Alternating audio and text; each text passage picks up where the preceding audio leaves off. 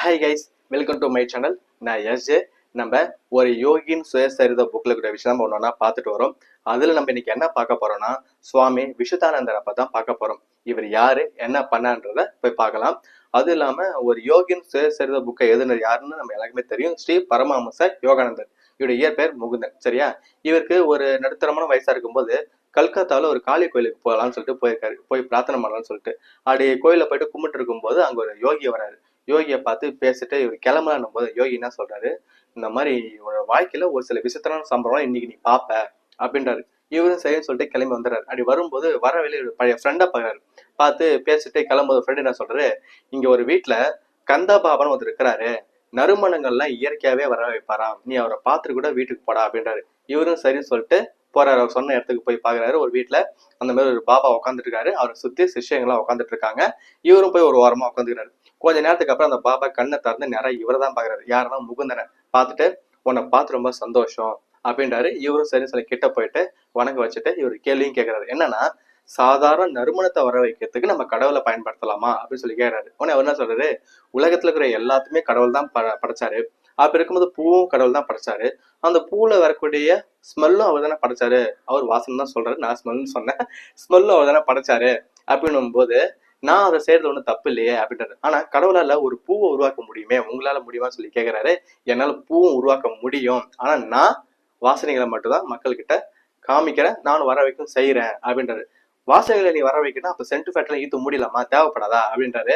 இல்ல அது ஒரு பக்கம் இருக்கட்டும், என்னோட குறிக்கோள் கடவுள் இருக்கிறான்றதை நிரூபிக்கிறது மட்டும்தான் மக்கள் கிட்ட, மற்றபடி வேற ஒண்ணும் இல்லப்பான்னு இந்த மாதிரி பேச்சு வந்து தொடர்ந்து போயிட்டே இருக்கும்போது ஒரு நேரத்துல என்ன பண்றாரு, முகுந்த என்ன கேட்கிறாரு, நீங்க இந்த கலை அடைகிறதுக்கு, இந்த யோகா கலை அடையிறதுக்கு எவ்வளவு நாள் ஆச்சுன்னு போது 12 வருஷம் ஆச்சுன்றாரு. இவரு சிரிக்கிறாரு முகுந்தன்.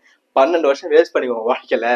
பக்கத்துல ஏதோ ஒரு கடையில போயிட்டு ஒரு ரோஜா பூவோ ஒரு மல்லிகை பூவோ ஒரு சாமந்தி பூவோ வாங்கி ஸ்மெல் பண்ணி பார்த்து விட்டு போறது, இதுக்காக நீ 12 வருஷம் வேஸ்ட் பண்ணிக்கிறீங்க அப்படின்னு சொல்றாரு.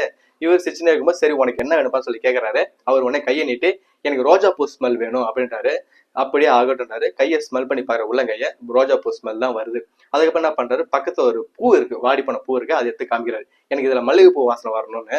அவரு அப்படியே ஆகட்டும்ன்றாரு. மல்லிகை பூ வாசனையே வருது. சரின்னு சொல்லிட்டு ஆசீர்வாதம் வாங்கிட்டு போயிட்டு ஒரு ஓரமா உட்காந்துறாரு. அப்படி உட்காரும் போது பக்கத்துல ஒரு பையன் உட்காந்துறாரு. அவர் யாருன்னா இவருடைய சிஷ்யன். அவர் தான் சொல்றான், இந்த மாதிரி இவர் பேர் வந்து கந்த பாபா கிடையாது, சுவாமி விசுதானந்தரு. இவர் வந்து இந்த கலையை ஒரு யோகி கிட்ட, திபெத்துல ஒரு யோகி கிட்ட தான் கத்துக்கிட்டாரு. அந்த யோகிக்கு 1000 வருஷத்துக்கு மேல இருக்குமா வயசு அப்படின்றாரு. இவரும் சரி சரி தலையாட்டிட்டு வீட்டுக்கு கிளம்பி வந்துடுறாரு. அப்படி வீட்டுக்கு வந்ததுக்கு அப்புறம் அவங்க அக்கா கேட்கறாங்க, என்னடா ஒரே ஸ்மெல்லு, ரோஜா பூ ஸ்மெல்லு, மல்லிகை பூ ஸ்மெல்லா வருது, என்ன ஏதாவது சென்ட் ஏதாவது யூஸ் பண்றியா அப்படின்னு சொல்லி கேட்கறாங்க. அப்பதான் இவருக்கு ஒரு விஷயமே கன்ஃபார்ம் ஆகுது. என்னன்னா, உண்மையில அந்த யோகிக்கு ஸ்மெல்ல வர வைக்கக்கூடிய திறமை இருக்கு போலன்னு. ஏன்னா அது வரைக்கும் என்ன நினைச்சிருக்கிறாருன்னா, அவர் வசியம் பண்ணிட்டாருன்னு நினைச்சிருக்கிறாரு. நம்ம வசியம் பண்ணிட்டாலே ஆமானா ஆமான்னு சொல்லும், இல்லைன்னு இல்லைன்னு சொல்லல, அந்த மாதிரி நினைச்சிருக்கிறாரு. ஆனா இவருக்கு அப்பதான் உண்மையே புரியுது. சரின்னு சொல்லிட்டு கொஞ்ச நாளைக்கு போகுது. அப்படி கொஞ்சம் போனதுக்கு அப்புறம் தான் அழகானந்தர் அவர் ஒரு ஃப்ரெண்டு, அவரு இவருடைய ஃப்ரெண்டு, முகுந்தோட ஃப்ரெண்டு தான். அவரை பார்த்து பேசும்போது அவர்கிட்ட சொல்றாரு, நறுமண சித்தர் போய் பார்த்தேன்னு சொல்லும்போது அவரு ஆச்சரியப்படுறாரு. அப்படியாடா, அவர் நல்ல ஒரு பெரிய யோகி ஆச்சு அப்படின்னும் போது, ஏன் என்னடா ஆச்சு, உன் லைஃப்ல என்ன நடந்ததுன்னு சொல்லி கேட்கும்போது அவர் சொல்றாரு, இந்த மாதிரி நான் ஒரு 100 சிஷியரோட அவரோட ஆசிரமத்துக்கு போனேன். அப்படி போகும்போது அப்போ அவங்க எங்களுக்கு சாப்பாடு போட்டாங்க.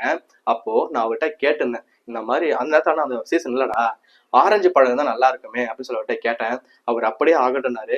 எல்லா தட்டுலயும் பூரி இருந்ததுடா, அந்த பூரி அந்த ஒரு செகண்ட் உப்புச்சு, என்னன்னு பார்த்தா அதுக்குள்ள உரிச்சு வச்ச ஆரஞ்சு பழம் இருந்ததுடா அப்படின்றாரு. இவர் ஆச்சரியமா கேட்கிறாரு. அப்படியே அந்த அளவுக்கு அந்த யோகியும் தேர்ச்சி பெற்றவராக இருக்கிறாரு. இவரும் சரி சரின்னு கேட்டுட்டு அப்போ கொஞ்ச நாள் போனதுக்கு அப்புறம் இவர் யோசிப்பாரு, எப்படி எல்லாம் பண்ணிருப்பாரு அப்படின்னு யோசிப்பாரு. இவர் ஒரு ஆன்மீகத்துல ஒரு நிலை அடைகிறாருல, நிலை அடைஞ்சதுக்கு அப்புறம் நம்ம கிட்ட சொல்றாரு. என்ன சொல்றாருன்னா, எலக்ட்ரான் புரோட்டான் அதிர்வலைகள் நம்ம பயன்படுத்தினா, அதை நம்ம மேம்படுத்தினா இந்த மாதிரி விஷயம் நம்ம பண்ணலாம் போல நம்மளே அப்படின்றாரு. கூட என்ன சொல்றாருன்னா, அந்த எலக்ட்ரான் புரோட்டானை பிராணனை யூஸ் பண்ணி தான் நம்ம அதை வகைப்படுத்தி முறைப்படுத்தினாதான் இந்த ஸ்மெல்லா வருன்றாரு. அந்த பிராணன் எதை சொல்றாருன்னா 5 உயிரணுக்களை சொல்றாரு. அந்த 5 உயிரணுக்களும் அணுவை விட சின்னதா இருக்கும்ன்றது சொல்றாரு. இந்த மாதிரி இன்னும் நிறைய விஷயம் சொல்றாரு. அடுத்த வீடியோல புலிச்சாமியாரை பத்தி பார்க்கலாம். பாய்.